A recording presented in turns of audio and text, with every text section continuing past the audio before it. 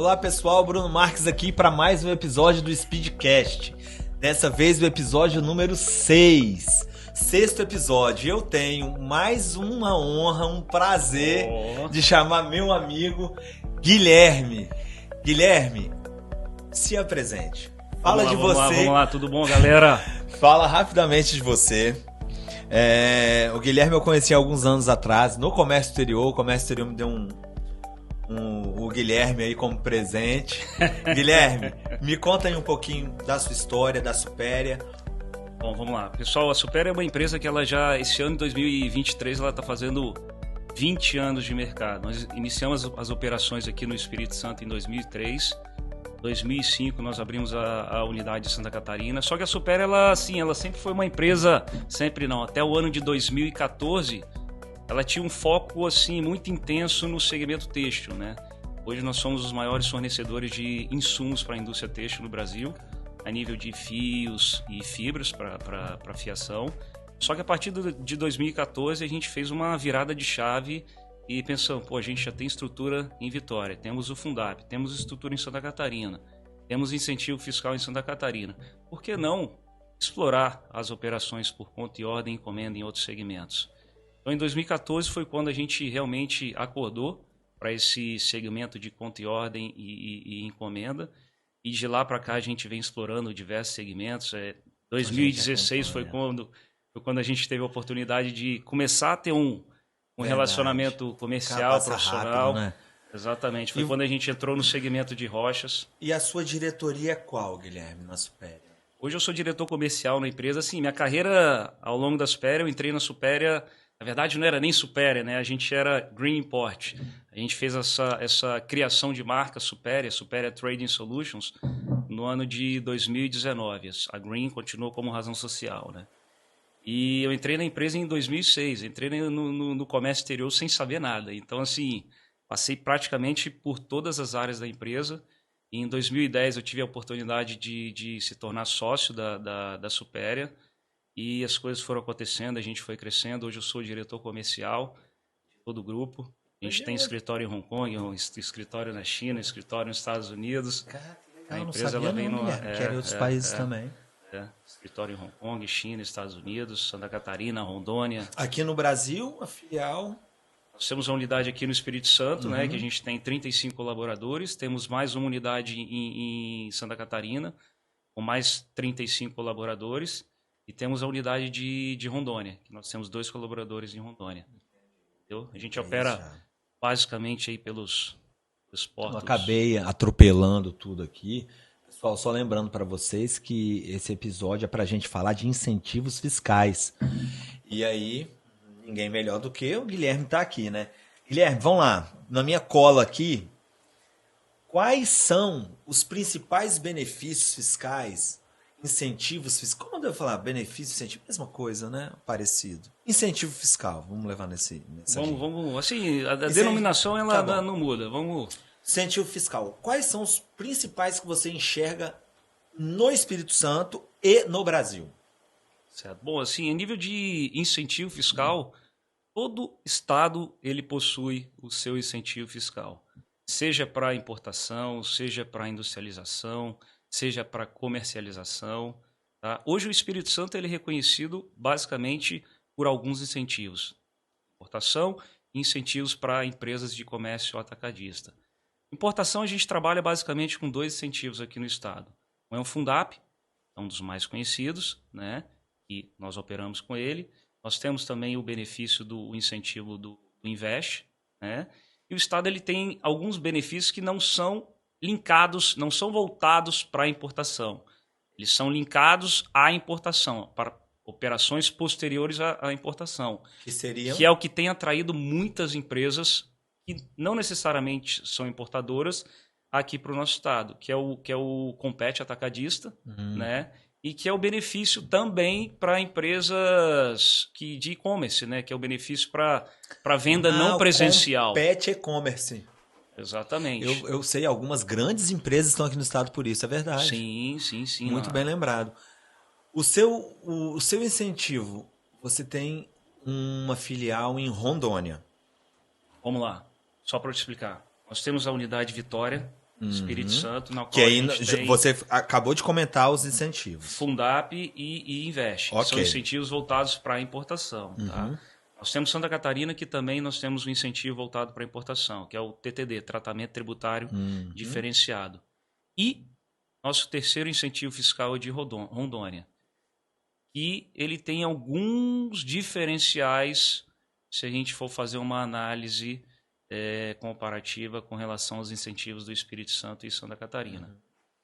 Uma pergunta que eu tenho, assim, porque assim, a nossa audiência são pessoas interessadas em comércio exterior. Então, assim, a gente acaba fazendo umas perguntas muito básicas, que é o seguinte: podemos usar o Fundap numa importação fora do Espírito Santo?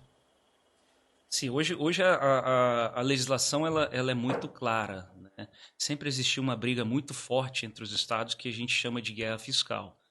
Mas o STF ele pacificou esse assunto e hoje é possível sim utilizar benefícios de um estado para outro, utilizando a importação por encomenda. Tá? Então esse assunto hoje ele é pacificado pelo STF. Inclusive nós operamos com benefícios de Santa Catarina para São Paulo, de Rondônia para São Paulo, do Espírito Santo para o Rio. Então hoje existe essa possibilidade sim, e nós atuamos nesse segmento. Eu posso fazer uma importação pelo estado do Rio de Janeiro utilizando o benefício de outro estado. Exatamente. Porque hoje o que acontece? Hoje se você importa pelo estado de São Paulo, se você não é uma empresa incentivada, que o estado de São Paulo também tem incentivo para algumas empresas, você recolhe 18% de ICMS na sua entrada. Tá? E não necessariamente você aproveita integralmente aquele crédito ICMS. Então muitas empresas elas optam ou por abrir uma filial no estado na qual tem incentivo e opera com a trade daquele estado. Por exemplo, empresas de São Paulo abrindo filial no Espírito Santo para operar por conta e ordem com trades do Espírito Santo, ou a gente parte para a importação por encomenda, que a gente pode operar de uma empresa do Espírito Santo para uma empresa de São Paulo e a gente tem a redução da carga tributária, ou seja, produto que não está na lista CAMEX, ou seja, não tem similar nacional, a gente pode operar com uma alíquota de 4%, sendo que se esse importador for operar pelo estado de São Paulo numa importação própria, 18%. Ele recolhe 18%. Entendi. Uma pergunta que assim, que a gente sempre ouve, né? Se hoje em dia você pegar um leigo, ele vai dizer assim: o Fundap acabou, né? Em 2014, o Fundap não acabou. Não só os leigos, pessoas do segmento também. Mas então, é comum eu ouvir isso. Não, o Fundap acabou. Eu respondo: não acabou. Por que, Guilherme, existe essa dúvida? Na verdade, assim... Porque as empresas voltaram para São Paulo, né? Eu sei que houve a padronização das alíquotas interestaduais. É algo nesse sentido? Na verdade, o que acontece? Me recordo agora o ano, se foi em 2014, eu acho. 2012 ou 2014, houve uma alteração na alíquota de ICMS interestadual para produtos importados. Tá? Anteriormente, a gente atuava com 12% numa operação do Espírito Santo para São Paulo. Desses 12, nós recolhíamos 4%, desculpa. Nós tínhamos 8% de incentivo para negociar com o nosso cliente e trazer algum atrativo para ele. E essa alíquota ela caiu de 12 para 4%. Entendeu? E outro fato que assim marcou muito a operação de São Paulo com outros estados foi a questão da guerra fiscal. Sim. Porque o estado de São Paulo ele começou a questionar o contribuinte paulista nessa operação por conta e ordem de terceiros com trade de outro estado. O que ele fez? Ele passou a entender que o ICMS é devido ao estado de São Paulo. Então ele trouxe uma insegurança para o contribuinte paulista. E muita gente acaba enxergando insegurança jurídica mesmo. Exatamente, jurídica, fiscal. E muita gente acaba enxergando isso como o fim do Fundap, mas o Fundap não acabou. O Fundap ele continua, ele tem a mesma sistemática. O que houve foi uma adequação da alíquota do ICMS, da alíquota do Fundap, né? E uma um questionamento de São Paulo em relação a essas operações. Mas o Paulo. Fundap ele continua. E o São Paulo é um país, né? São Paulo é o maior arrecadador de deve ser 70% de deve tributos ser, do país. Deve ser São Paulo, 13 quilômetros de Porto. E aí eles têm muita força, né, Guilherme? Com certeza. E assim, ele perdeu muito em arrecadação. Entendi. Né? Que as empresas... Minha empresa é mineira. Sou de Minas Gerais. Certo. Eu posso falar assim, Supere, eu quero fazer uma importação por conta e ordem. É possível? Existe alguma restrição por parte de Minas Gerais? A gente ouve muito isso também. O que acontece? Hoje, para a gente fazer uma operação por conta e ordem, basicamente são 3 modalidades, né? Conta e ordem, encomenda e a própria. Uhum. Uma trade, ela opera para terceiros, ou por encomenda ou por conta e ordem. Sim. No caso da conta e ordem, hoje a gente não pode operar diretamente do Espírito Santo para outro estado. Porque o STF ele pacificou esse tema dizendo que numa conta e ordem o ICMS é devido ao estado do cliente, não Entendi. da trade.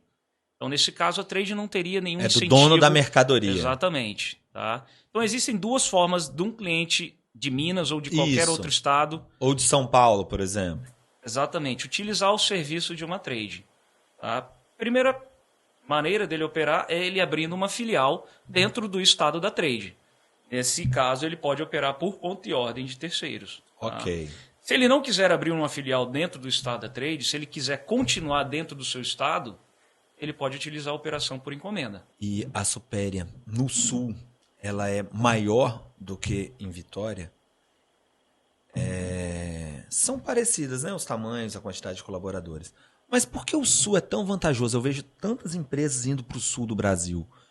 Alguns determinados segmentos. O benefício de lá, ele tem alguma coisa diferente do nosso? Ele é mais vantajoso mesmo? Ou é estratégia? Ou é logística?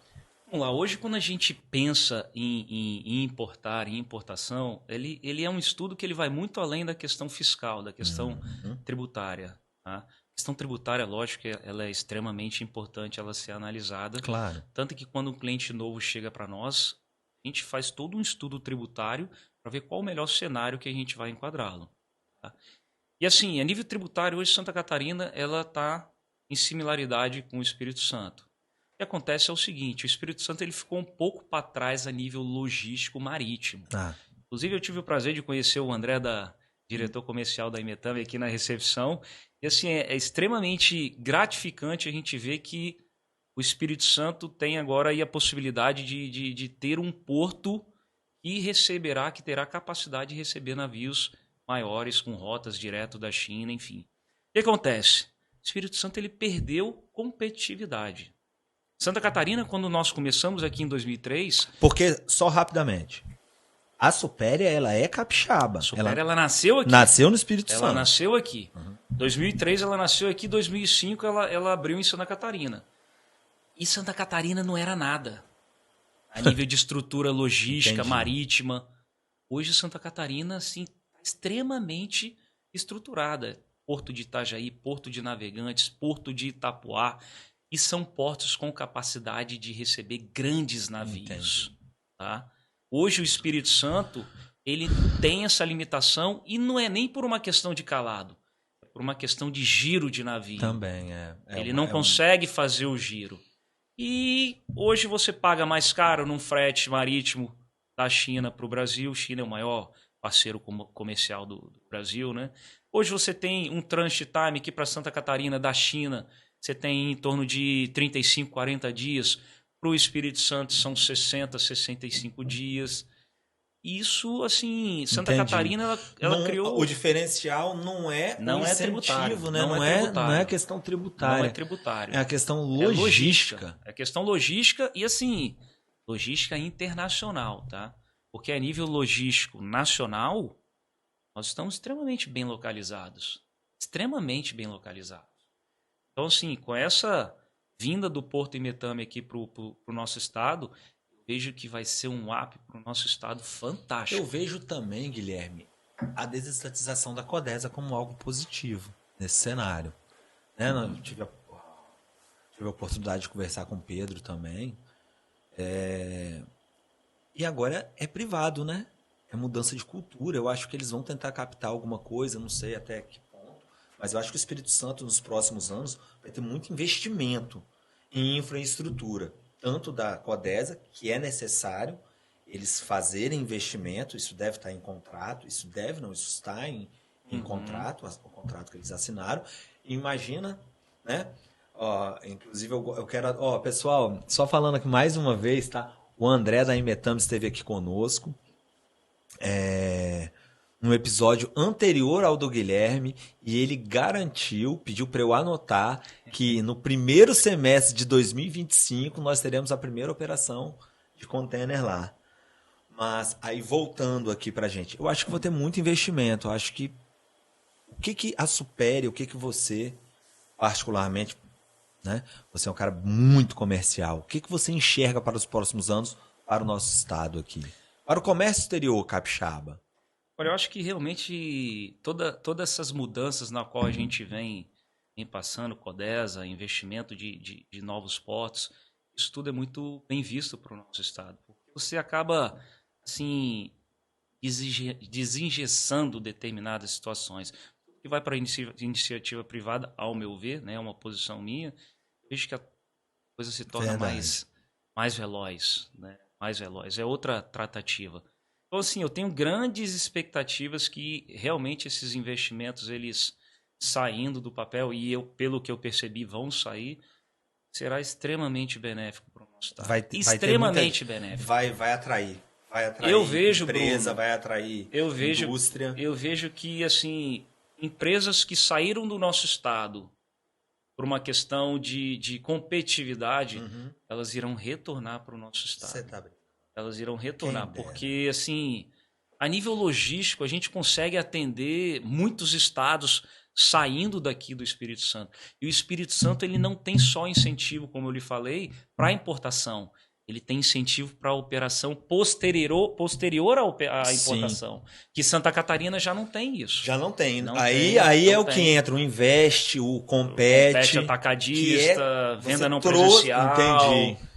Entendeu? Então, assim, o Espírito Santo, ele é atrativo, né? Completamente. Ele só precisa se estruturar melhor, né? Se estruturar melhor. Então, assim, a gente pode dizer que até eu tinha feito uma colinha aqui. Não é somente a redução do ICMS, né? É um contexto completo. É um contexto completo. Você, quando vai analisar uma importação, você não pode analisar só o ato da importação. Você tem que analisar o contexto como todo, para onde o cliente vai vender, quais são os principais estados que ele vende, a saída, tudo isso. É um cenário completo. Eu ia até fazer esse comentário. Existe diferença do cliente contratou a Supéria? Ele está no simples, no lucro real, lucro presumido? Existe diferença para isso? Total. Além do estado? Total. Você tem que fazer toda a análise de regime de apuração fiscal do cliente.